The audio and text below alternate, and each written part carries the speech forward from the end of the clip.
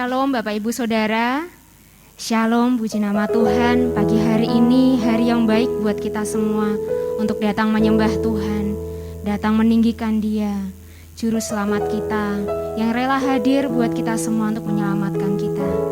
Mari Bapak Ibu Saudara, saya ajak kita semua untuk menaikkan pujian syukur kita untuk Tuhan. Kaulah Tuhan kami, Kaulah Raja kami.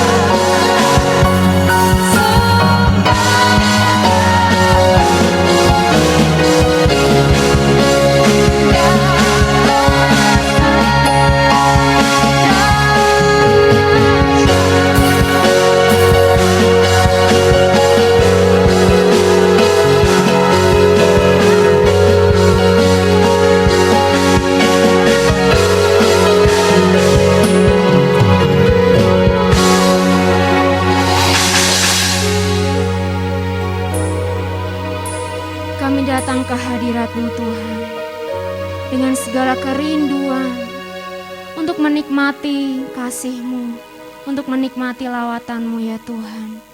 Terima kasih Bapa, kami mengucap syukur buat pagi hari ini, hari yang telah Tuhan beri kesempatan kembali untuk kami dapat beribadah bersama. Mari Tuhan, Engkau yang hadir di tengah-tengah kami pagi hari ini. Kami percaya 2-3 orang berkumpul dalam nama-Mu, Engkau hadir di tempat ini. Terima kasih Bapa, lawat setiap kami, pulihkan setiap kami, berkati setiap kami. Kami siap untuk memuji Engkau pagi hari ini. Bersama-sama jemaat Tuhan kita katakan, amin. Puji nama Tuhan. Silahkan duduk Bapak Ibu Saudara yang dikasihi Tuhan. Dia Allah yang lahir buat kita untuk menyelamatkan setiap kita. Dia lahir untuk kami.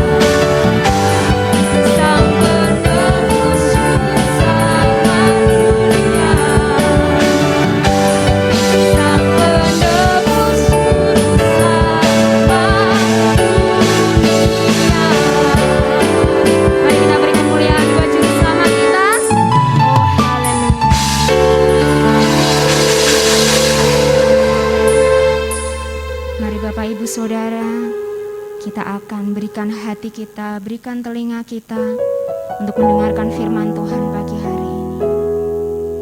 Dia Allah yang setia, Allah yang tidak pernah sekalipun meninggalkan kita, selalu menyertai langkah kita sampai kapanpun.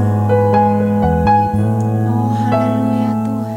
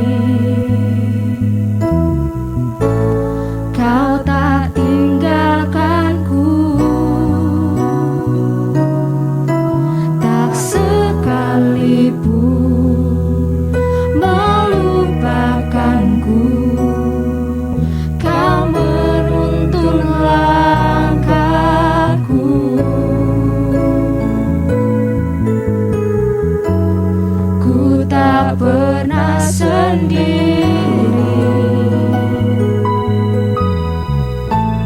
Kau tak tinggalkanku.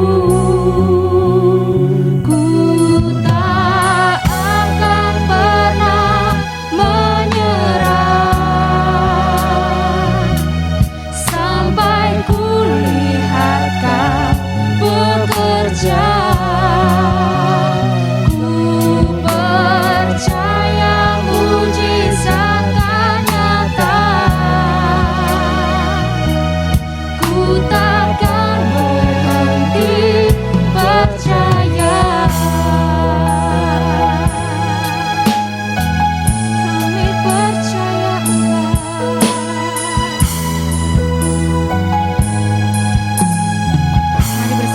Kita katakan, tak sekalipun melupakanku, Kau menuntun langkahku.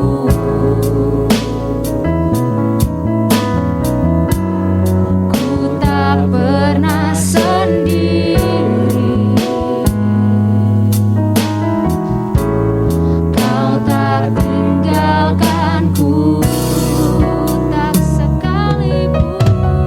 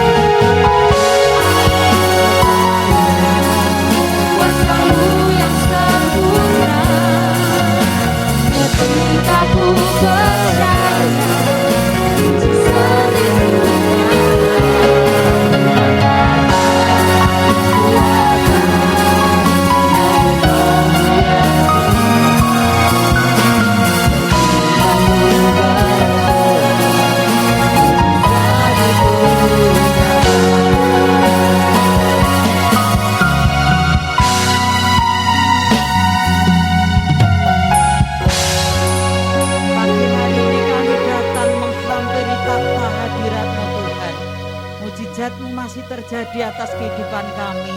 Dan kami mempercayai kekuatan kuasa ilahi-Mu tidak pernah berubah atas kami. Terima kasih untuk kesempatan di mana kami boleh beribadah kepada Tuhan. Dan biarlah pujian penyembahan kami boleh naik ke takhta hadirat Tuhan, menyukakan Tuhan, memuliakan Tuhan. Dan sekarang kami mau mendengar firman-Mu. Kami memberikan hati kami memberikan jiwa kami memberikan roh kami untuk berjumpa dengan Tuhan. Karena kami tahu ketika kami bertemu dengan Tuhan secara pribadi, ada kekuatan baru, ada kemenangan, dan ada pertolongan di dalam Engkau. Terima kasih Tuhan, terima kasih. Urapi kami semua dengan pengurapan yang sama. Tuhan ditinggikan, Tuhan dimuliakan lewat kebenaran firman Tuhan. Berfirmanlah, kami siap untuk mendengarnya. Dalam nama Tuhan Yesus kami berdoa. Haleluya, amin. Silakan duduk Bapak Ibu saudara yang kasih Tuhan, selamat pagi. Kiranya kasih setia Tuhan terus melingkupi kita semua, amin. Terima kasih untuk Ibu Gembala Tommy yang pagi hari ini memberikan kesempatan buat saya untuk melayani dan menyampaikan firman Tuhan. Dan terima kasih untuk seluruh jemaat, untuk pengurus gereja, shalom. Ya, anugerah Tuhan terus terjadi atas buat kita. Nah, kita sudah memasuki di minggu kedua, di bulan Desember. Sebentar lagi kita akan tinggalkan tahun 2021. Dan kita percaya tahun depan lebih baik dari apa yang terjadi, amin. Kita punya pengharapan, kita punya cita-cita, kita punya keinginan, kita punya mimpi. Kalau sampai hari ini kita ada sebagaimana ada, semua karena anugerah Tuhan. Ya, mari kita akan gunakan waktu yang ada, hidup yang ada, kesempatan yang ada ini untuk terus mencari Tuhan. Karena tidak pernah sia-sia. Apa yang kita usahakan, apa yang kita kerjakan untuk mencari Tuhan, untuk melayani Tuhan, pasti kita akan mendapatkan sesuatu yang luar biasa dari Tuhan. Amin. Mari pagi hari ini saya ingin menyampaikan satu tema firman Tuhan dengan satu tema berita Natal pertama. Nah, kita sudah ada di tahun 2021 di bulan Desember. Sudah banyak gereja-gereja atau keluarga-keluarga yang sudah merayakan Natal ya di bulan Desember ini. Nah, pagi hari ini kita akan kembali mengingat, kembali melihat apa makna Natal buat kita gereja Tuhan, buat kita orang percaya, khususnya di abad modern atau zaman now ini. Lalu sebenarnya Natal itu diberitakan atau disampaikan mulai dari kapan? Lalu apa akibat atau apa berkat Natal yang kita terima? Pagi hari ini firman Tuhan akan memberikan penjelasan dan jawaban tentang berita Natal pertama. Kita akan lihat dulu pendahuluannya. Mari kita akan baca bersama-sama. Bapak Ibu bisa lihat bersama saya? Bisa? Baik, kita baca bersama-sama ya. 3, 2, 1. Kita harus sungguh-sungguh mengerti arti Natal. Natal bukan sekedar apa saudaraku? Pesta pora, baju baru, makanan enak dan sebagainya. Tetapi Natal adalah apa? Anugerah Tuhan, pemberian Tuhan, anugerah Allah, yaitu juru selamat dunia telah datang. Itulah makna Natal. Lah Ibu, bagaimana anak-anak saya minta baju baru, sepatu baru? Oh, enggak masalah. Ya, kita bisa memberikan. Kami juga punya anak-anak, PPA kami 200-an anak. Dan puji Tuhan, di bulan Desember ini mereka sudah mendapatkan hadiah Natal dari para sponsor. Sehingga orang tuanya bisa memberikan baju baru, sepatu baru dari sponsor. Enggak masalah. Tetapi itu bukan yang utama, amin.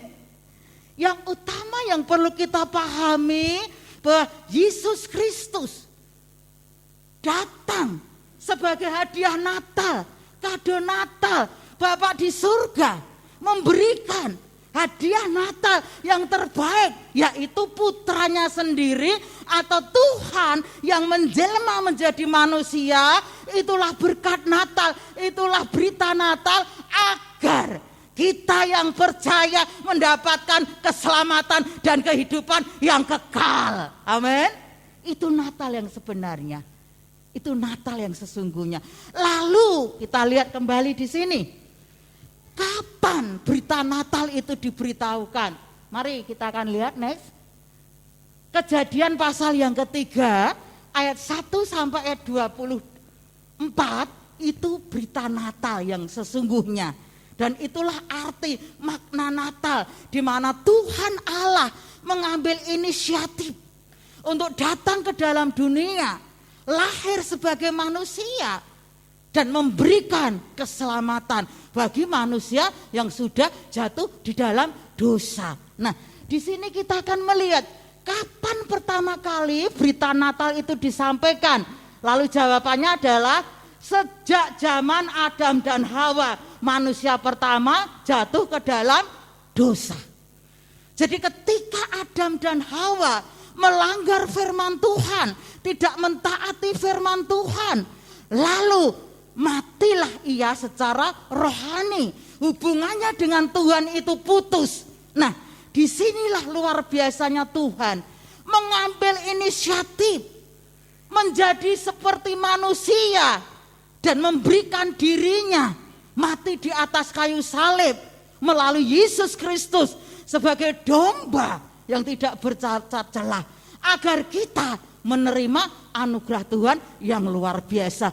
Kita akan melihat Bapak Ibu saudara kasih Tuhan ayat yang ke-21. Dari Kejadian pasal yang ketiga ayat yang ke-21. Bapak Ibu bisa membacanya nanti di rumah. Saya tidak menyampaikan semuanya untuk menyingkat waktu. Tapi ayat yang ke-21 itu bicara janji Allah akan datang juru selamat. Nah, kita baca dulu ayatnya. Kejadian pasal yang ketiga ayat yang ke-21. Minta tolong ditayangkan. Kita akan baca bersama-sama ya. 3, 2, 1. Dan Tuhan Allah membuatnya apa saudaraku? Pakaian dari kulit binatang untuk manusia dan untuk istrinya itu. Lalu mengenakannya kepada mereka. Jadi ceritanya begini. Waktu Adam dan Hawa jatuh ke dalam dosa, lalu diusir oleh Tuhan, dan saat itu putus hubungan dengan Tuhan, lalu Adam ini ada di dalam sebuah ketakutan, terintimidasi. Nah, nanti kita akan lihat bagian-bagiannya. Karena dia takut, dia terintimidasi, tidak ada damai sejahtera, tidak ada ketenangan di dalam hati, karena dia tahu telah melanggar firman Tuhan. Lalu dia ada di sebuah taman itu, menutupi dirinya, membungkus dirinya, memakai baju di dalam hidupnya supaya auratnya ketutup dengan dedaunan. Dan ini sesuatu yang tidak layak, sesuatu yang tidak lumrah, karena dedaunan tidak memiliki daya tahan kekuatan ketika ada panas, ketika ada hujan. Lalu Tuhan, tadi ayat yang kita baca, memberi pakaian kepada manusia itu, yaitu Adam dan Hawa, dari apa saudaraku? Kulit binatang. Nah, di sini kita akan melihat kulit binatang itu dipakaikan kepada Adam dan Hawa. Jadi ada satu pertumpahan darah, ada satu penebusan dosa dalam diri manusia ketika dia sudah jatuh ke dalam dosa. Lalu kita akan lihat bagian-bagian firman Tuhan selanjutnya. Mari kita akan lihat dulu, kita akan melihat contoh-contohnya. Yang pertama, bangsa-bangsa di dunia ini mengenal atau mengorbankan satu pengorbanan, yaitu binatang, untuk sebuah apa saudaraku? Keselamatan. Jadi di dunia ini hampir semua bangsa-bangsa punya satu tradisi, kepercayaan di dalam dunia okkultisme untuk mempersembahkan binatang sebagai pengampunan dosa, penghapus dosa, penghapus kesalahan. Macam-macam binatang yang dipakai untuk sebuah ritual supaya mendapatkan keselamatan. Ada ayam, ada kerbau, ada kambing, ada sapi, dan apa sajalah. Nah, ini semua sering kasih Tuhan Untuk sebuah keselamatan itu harus ada pengorbanan, harus ada kematian, harus ada penumpahan darah, baru orang akan bisa diselamatkan. Nah, saya mau cerita sedikit. Ayah saya punya ayah, berarti kakek saya itu Demang Keraton Solo. Dia dukun, ya. Jadi banyak sekali orang datang kepadanya untuk minta pertolongan dalam ritualnya, dalam kejawen, ilmu kejawen. Lalu ayah ibu saya, berarti kakek saya juga dukun di Gunung Merapi sana. Ya, asal ibu saya dari Gunung Merapi.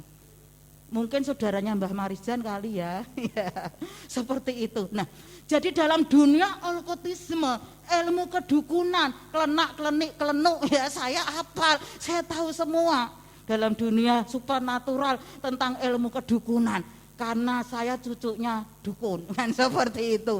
Jadi sekali waktu keluarga kami pergi ke Gunung Kawi, itu kalau satu suro seperti itu. Lalu kami mengadakan ritual di sana.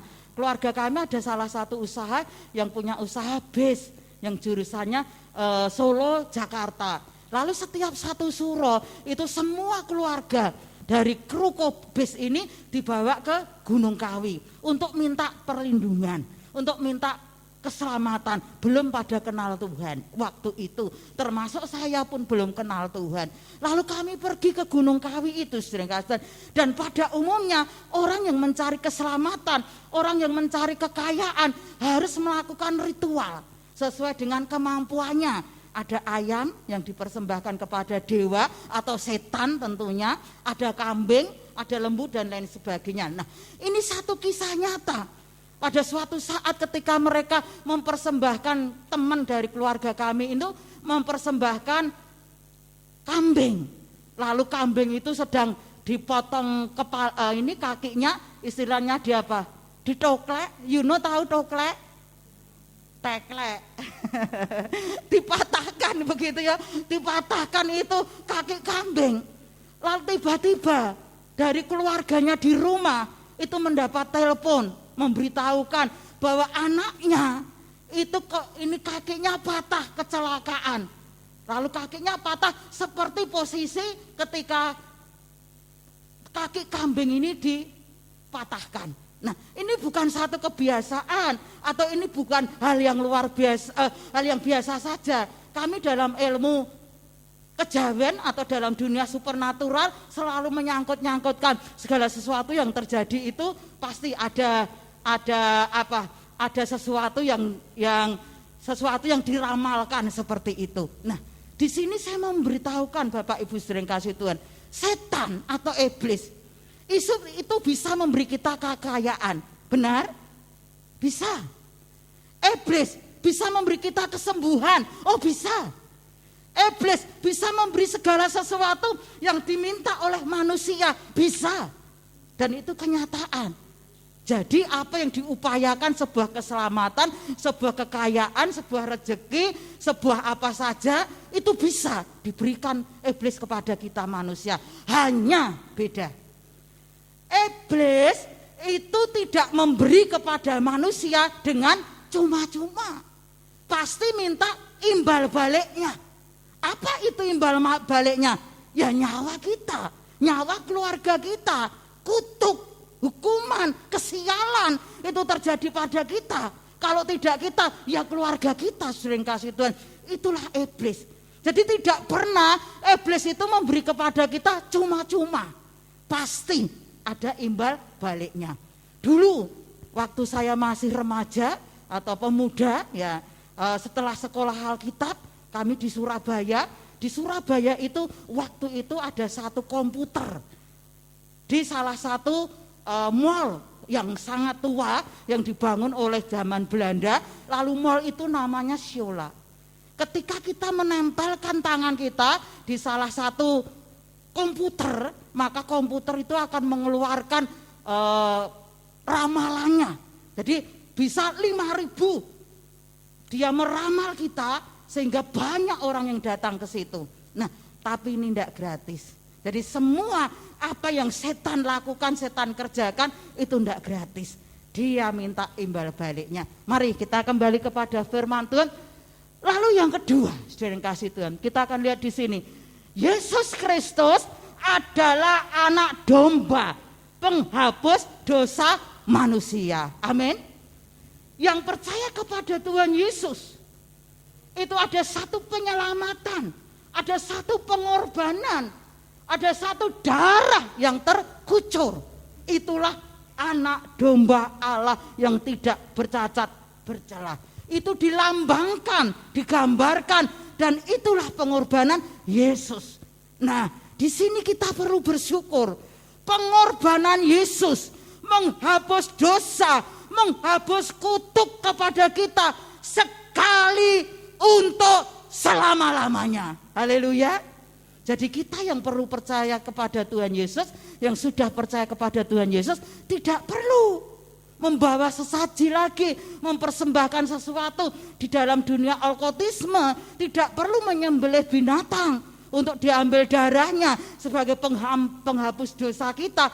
Cukup Yesus mati sekali untuk selama-lamanya. Ini luar biasa. Kita baca dulu satu ayat. Yohanes pasal yang ke-1 ayat yang ke-29. Yohanes pasal yang ke-1 ayat yang ke-29, kita baca bersama-sama. 3, 2, 1. Pada keesokan harinya Yohanes melihat Yesus datang kepadanya dan ia berkata, lihatlah anak domba Allah yang menghapus dosa dunia. Lalu di dalam Kisah Rasul pasal yang keempat ayat yang ke-12, ayat itu berkata, di kolong langit ini tidak ada keselamatan yang di dalamnya mengandung kuasa. Tidak ada nama yang bisa memberikan keselamatan kecuali apa, saudaraku? Dalam nama Yesus. Haleluya. Luar biasa. Jadi kalau kita ingin selamat, kalau kita ingin diberkati Tuhan, kalau kita ingin umur panjang, kalau kita ingin mengalami damai sejahtera, kita mengalami sukacita, Yesus mampu memberikan itu buat kita. Amin. Nah, kita akan lihat kembali di sini selanjutnya, saudara yang kasih Tuhan. Mengapa berita Natal itu perlu disampaikan? Mengapa berita Natal itu perlu dikumandangkan? Mengapa berita Natal itu perlu dialami? Saya latar belakang bukan orang Kristen. Ya, dari keluarga kejawen, lalu Islam asal-asalan, ya. Kami tidak percaya Tuhan Yesus. Dan Tuhan Yesus memanggil saya dengan cara yang ajaib. Tidak ada yang mengundang, tidak ada yang mengajak, tidak ada yang menceritakan. Tetapi saya dipanggil Tuhan dengan cara Tuhan yang ajaib. Ada satu gereja waktu itu pos PI, saya masih tinggal di Solo, itu sedang memuji Tuhan. Waktu itu saya tidak ngerti kalau itu memuji Tuhan, ngerti saya lagi dangdutan seperti itu ya. Itu zaman lagunya Elvi Sukasih seperti itu. Wah, kok enak sekali. Saya baru pergi belanja, di sebelahnya itu ada warung, enak sekali. Lalu besok minggunya saya menemui sama anak yang jaga gereja itu kemarin dangdutan. Lagunya lagu apa ya? Waktu itu cubit-cubitan, ya, sekarang enggak tahu ya. Lalu, oh itu bukan dangdut, itu orang lagi menyembah Tuhan, namanya haleluya. Aku mau jadi haleluya. Oh baik. Lalu minggunya saya masuk gereja. Nah, luar biasa saudara kasih Tuhan, keselamatan yang Yesus berikan dengan cara-cara yang ajaib. Itu sebabnya kita yang masih ada ini, yang memiliki kesempatan, kita harus memberitakan kabar sukacita kepada orang lain. Amin. Kepada keluarga kita, kepada teman-teman kita. Kita lanjut, saudara yang kasih Tuhan. Mengapa berita Natal itu diberitakan? Satu, karena Adam Hawa telah apa, saudaraku? Telah apa? Tertipu oleh iblis. Akibatnya semua manusia telah berbuat dosa. Dan upah dosa adalah maut. Nah, kita ini keturunan Adam dan Hawa. Amin. Leluhur kita.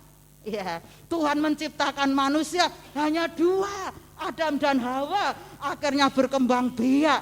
Jadi kita ini keturunan Adam dan Hawa.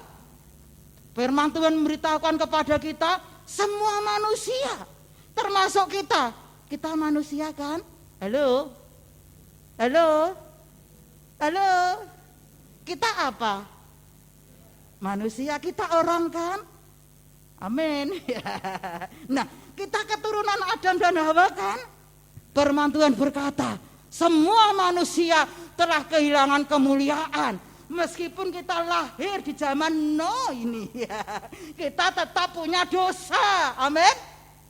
Loh, Bu punya dosa kok? Amin. Lah memang begitu ceritanya. Sejarahnya. Kita punya dosa. Tetapi upah dosa dikatakan lebih kejam lagi adalah apa, saudaraku? Maut, kematian. Tidak ada cara lain untuk kita lepas dari dosa. Maka dosa itu harus ditebus. Dosa itu harus ditebus dengan kematian sendiri orang itu. Karena upah dosa maut. Tetapi firman Tuhan berkata, kasih karunia Tuhan menyelamatkan kita. Ini luar biasanya. Inilah berita Natal, saudara kasih Tuhan. Kabar sukacita, kabar bahagia yang harus diberitakan untuk semua orang. Arti Natal berarti juru selamat telah datang. Arti Natal adalah berkat Tuhan, pengampunan dosa telah diberikan kepada manusia. Nanti kita akan lihat penjelasan-penjelasannya. Di sini dikatakan kasih karunia Tuhan itu menyelamatkan. Yuk kita akan hafalkan Yohanes pasal yang ketiga ayat yang ke-16. Bapak Ibu hafal? Halo? Halo? Sekolah minggu saja hafal. Kita hafalkan ya. 1, 2, 3.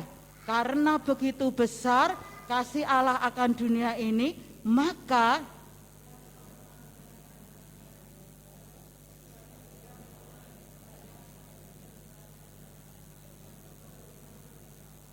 kita beri tepuk tangan untuk diri kita. Tiba moco.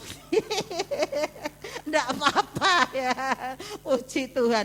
Kasih karunia Tuhan yang percaya kepada Tuhan menerima hidup kekal. Amin. Pengampunan dosa, penghapus dosa telah dikalahkan, telah dipatahkan melalui pengorbanan Yesus Kristus. Berita Natal ini membawa sukacita dalam kehidupan kita. Itu luar biasa. Selanjutnya kita lihat di sini Bapak Ibu saudara kasih Tuhan, yang terakhir, berkat yang kita terima dari berita Natal. Kita memiliki akibat atau berkat atau hasil dari berita Natal yang kita terima. Itu akan menghasilkan sesuatu yang luar biasa di dalam kehidupan kita. Apa hasil dari berita Natal yang kita terima? 1, kita menerima apa saudaraku? Kelegaan, damai, sejahtera. Kenapa? Dosa itu mendatangkan ketakutan, rasa bersalah, gelisah, kematian. Tetapi firman Tuhan mendatangkan kelegaan, amin, sukacita, kebahagiaan. Apa dan siapa itu firman Tuhan? Di dalam Yohanes pasal yang ke-1 ayat 1 sampai 5 ayat itu berkata, pada mulanya adalah firman. Firman itu bersama-sama dengan Allah. Dan firman itu adalah Allah itu sendiri. Jadi firman Allah itulah Tuhan. Amin. Firman Allah itulah Yesus yang memberikan kepada kita kelegaan, yang memberi kepada kita pengampunan, yang memberi kepada kita damai sejahtera, yang memberi kepada kita kesabaran, yang memberikan kepada kita kebahagiaan. Jadi artinya, intinya firman Tuhan adalah jawaban di dalam kehidupan kita. Mari kita mau mencintai firman Tuhan, karena di dalam firman-Nya adalah jawaban dalam kehidupan kita. Selanjutnya kita lihat, selanjutnya saudara yang kasih Tuhan, kita lihat lagi di sini berkat yang kita terima dari berita Natal. Yang kedua adalah kelepasan dari kutuk yang menghancurkan. Apa itu kutuk? Kutuk maut, sakit penyakit, kemiskinan, penderitaan. Nah, saya akan jelaskan di sini, saudara yang kasih Tuhan. Di dalam Alkitab ini hanya 2 isinya. Kalau kita melakukan firman Tuhan, menuruti firman Tuhan, maka hasilnya adalah berkat Tuhan. Damai, sejahtera, sukacita, kebahagiaan, perlindungan dari Tuhan. Tetapi kalau kita melanggar firman Tuhan, tidak taat kepada firman Tuhan, menyakiti hati Tuhan, maka akibatnya adalah apa, saudaraku? Kutuk. Kutuk maut, kutuk kematian. Adanya sebuah kematian yang terjadi dalam hidup dan keluarga kita. Kutuk kemiskinan, ada di bawah garis kemiskinan, meskipun sudah berupaya, berusaha, tidak bisa hidup sejahtera karena kita ada di bawah kutuk. Kutuk kecelakaan ada saja yang membuat kita mengalami kecelakaan, keluarga kita mengalami kecelakaan, mengalami bencana. Jadi tidak pernah ada sesuatu yang baik. Kutuk itu artinya sebuah kesialan, ketidakberuntungan yang terjadi di dalam kehidupan kita. Lalu firman Tuhan memberitahukan kepada kita ada 4 turunan kutuk itu terjadi pada diri manusia. Ketika kita melakukan kesalahan, pelanggaran kepada firman Tuhan, maka bukan hanya kita yang menerima kesengsaraan atau kutuk, anak kita, cucu kita, sampai ke cicit kita. Mungkin juga kita mengalami kesialan atau sesuatu yang tidak menguntungkan, mungkin karena kutuk orang tua kita turun kepada kita. Kita akan lihat dulu ayatnya.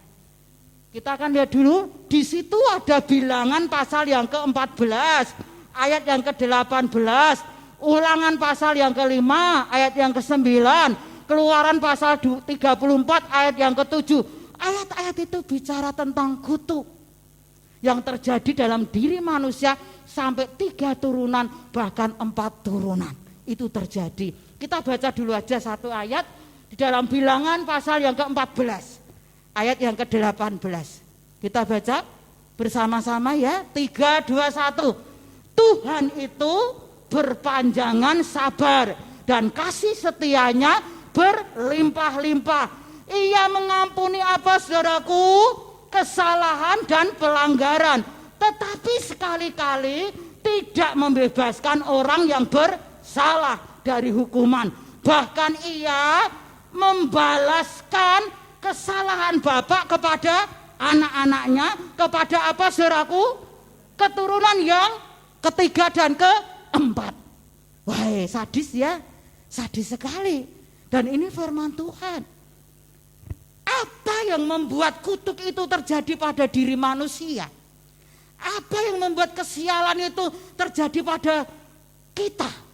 Jika kita melanggar firman Tuhan, salah satunya hal yang paling menjijikkan di mata Tuhan, hal yang paling tidak ada ampunnya di hadapan Tuhan. 1, apabila kita mendua hati. Artinya percaya kepada Tuhan, juga percaya kepada dunia okkultisme. Percaya kepada Tuhan, juga percaya kepada dukun. Percaya kepada Tuhan, juga percaya kepada setan. Ini sesuatu yang menajiskan di hadapan Tuhan.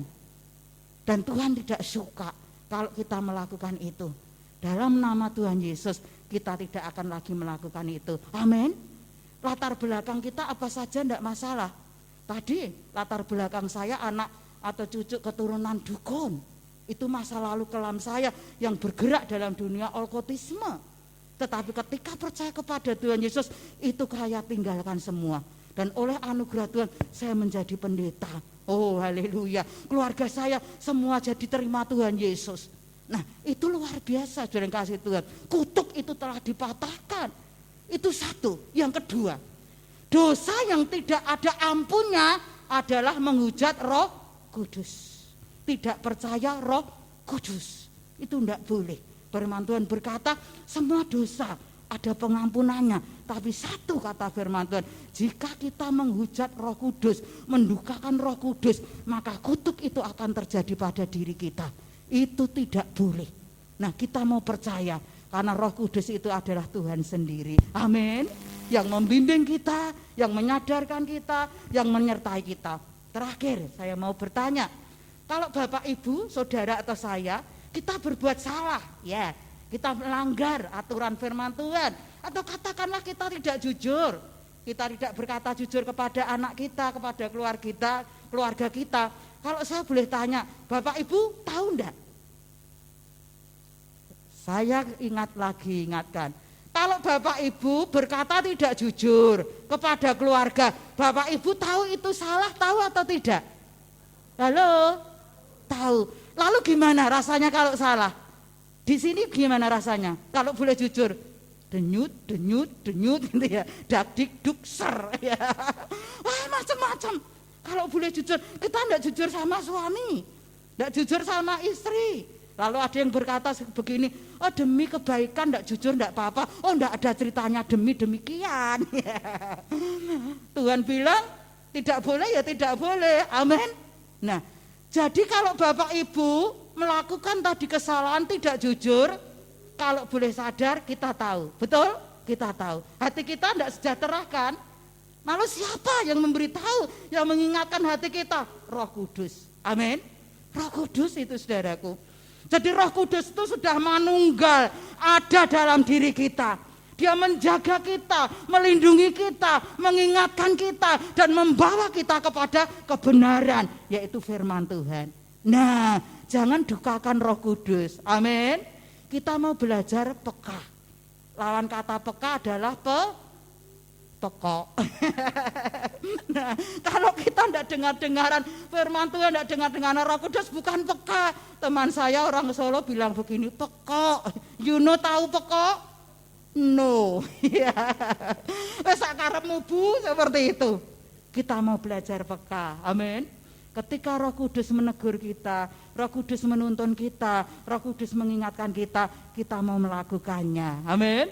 Dan inilah berkat Tuhan akan terjadi pada diri kita luar biasa. Yang terakhir, ketika kita percaya kepada Tuhan Yesus, maka kutuk itu diangkat. Amin. Sehingga bukan kutuk yang terjadi pada diri kita, tapi damai, sejahtera, sukacita, kebahagiaan ada untuk kita. Dan Tuhan berkata, satu orang diselamatkan, maka keluarga itu akan diselamatkan. Itu damai, sejahtera, sukacita yang luar biasa. Ayat terakhir, saudara yang kasih Tuhan, kita akan dipulihkan hubungan kita dengan Tuhan dan juga dengan sesama. Ayat terakhir, Yohanes pasal yang ke-10, ayat yang ke-10. Kita baca bersama-sama, 3, 2, 1. Pencuri datang hanya untuk mencuri dan membunuh dan membinasakan. Stop dulu.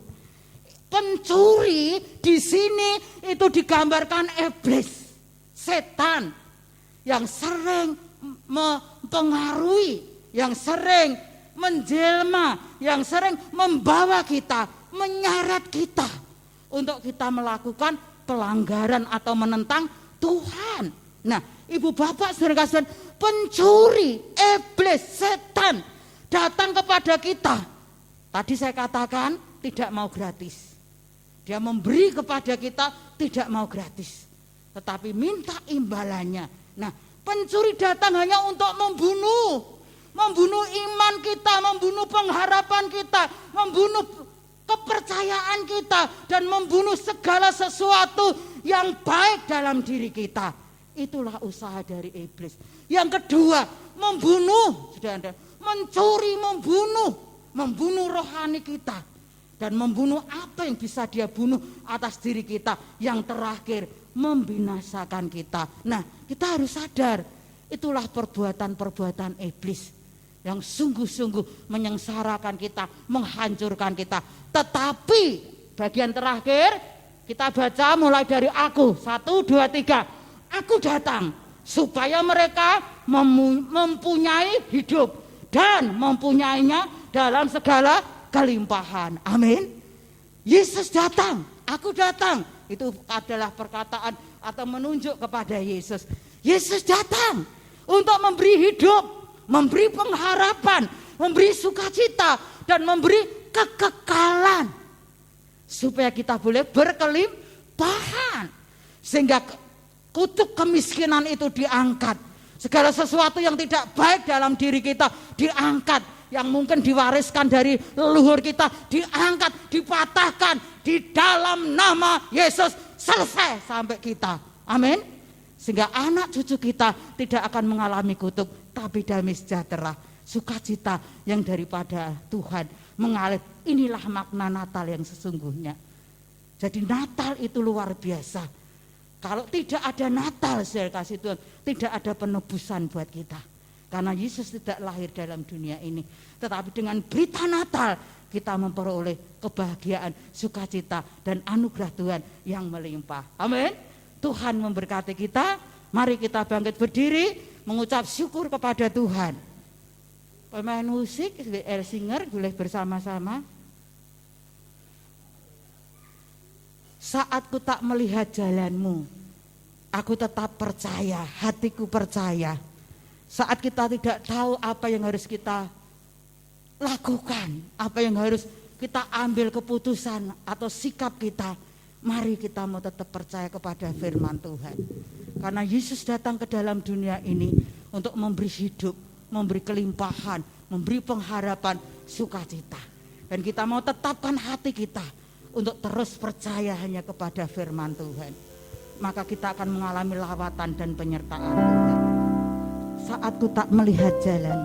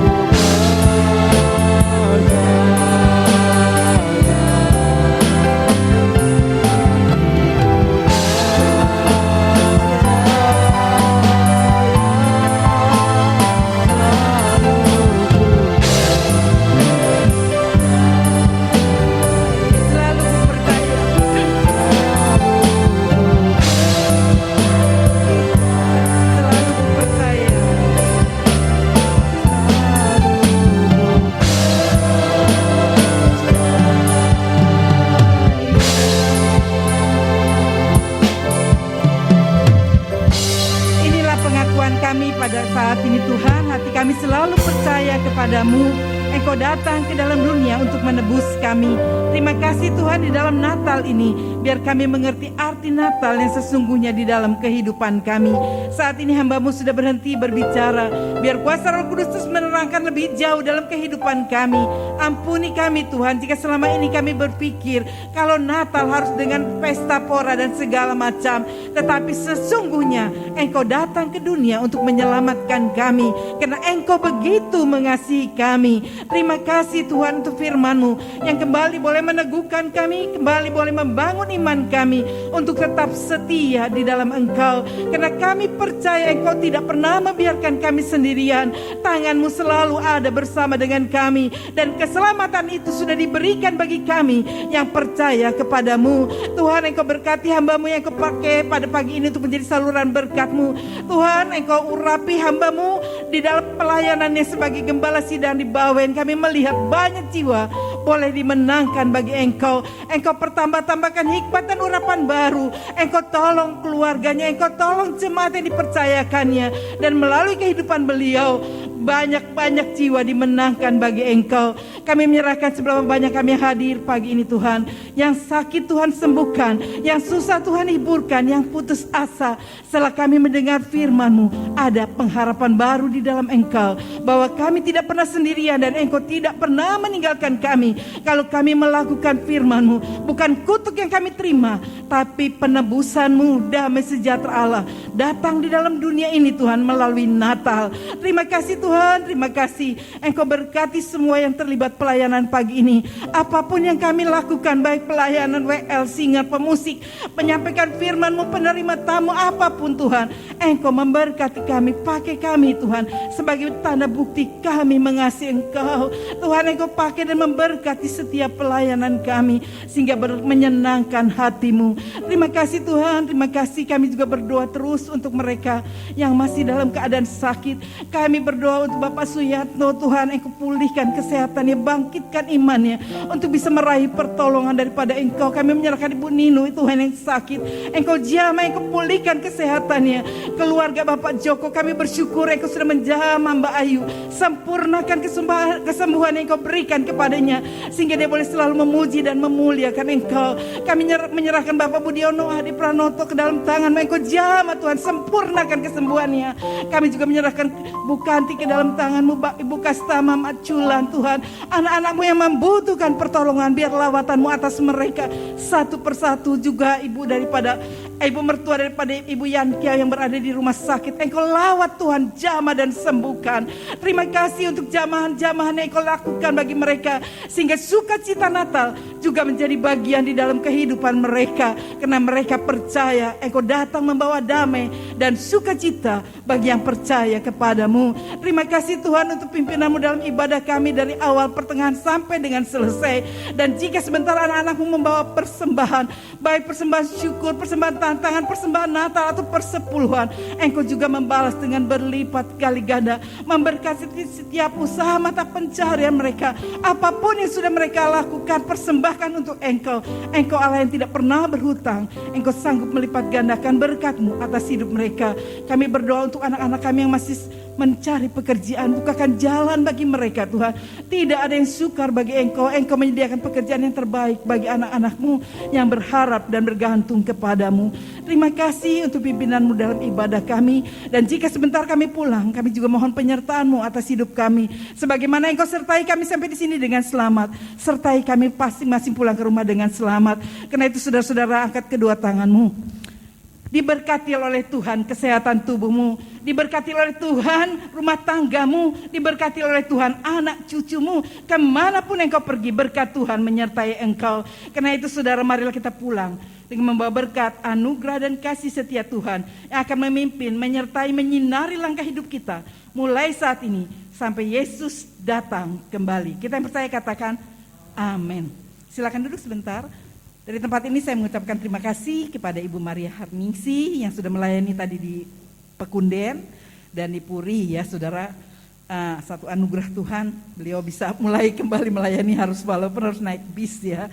Terima kasih Tuhan memberkati Bu, tambah sehat, tambah kuat, semangat terus ya. Dan kita juga saudara, Natal kita diadakan tanggal 20 5 di tempat ini, tolong saudara mulai mendaftar. Nanti juga ada scan Peduli Lindungi. Jadi saudara yang memiliki HP pasti pernah divaksin dan itu dipersiapkan. Nanti kita akan scanner ya, melalui itu kita nanti akan ada yang jaga. Sebab itu memang salah satu syaratnya dan kita bersyukur ada jemaat kita yang di Rumah Sakit Karyadi sudah mengurus izinnya sehingga scanner itu sudah bisa keluar dan di Pekunden sudah ada, yang di Puri mungkin minggu-minggu depan menyusul akan kita gunakan untuk hal seperti itu. Dan kita juga bersyukur kalau pemerintah tidak menjadikan level 3 tapi kembali tetap level 1 ya, karena hanya 5 negara yang memiliki jadi level 1, salah satunya Indonesia. Kita bersyukur, tapi kita tetap harus menjaga kesehatan, protokol kesehatan dengan ketat supaya tidak tumbuh yang lain. Kalau bisa tahun 2022 hilang ya, nggak ada yang mustahil bagi Tuhan. Walaupun sekarang mungkin mesti tanda tanya, banyak ramalan-ramalan. Tadi diajarkan untuk kita tidak percaya ramalan. Bahkan tidak sedikit hamba Tuhan juga yang meramalkan, wah tahun 2022 begini-begini. Yang nggak ada seorang pun yang tahu. Yang Tuhan tahu bahwa masa depan kita penuh dengan harapan. Itu yang kita pegang hanyalah firman Tuhan ya. Jadi nggak percaya ramalan. Karena itu saudara yang ingin ikut untuk Natal bisa mendaftar kepada saudara David ya, mulai mungkin supaya kuotanya kita tetap adakan di sini mungkin kurang lebih 100 orang ya. Dan nanti sorenya di sana juga sama. Jadi saudara yang mungkin tidak bisa mengikuti otomatis dikatakan umur 70. Kalau bisa enggak usah ya, dengan kesehatan tubuh yang mungkin saudara lagi sakit enggak usah datang ya. Di gereja nanti mendengar secara online saja. Terima kasih. Selamat hari Minggu, Tuhan memberkati, selamat pulang.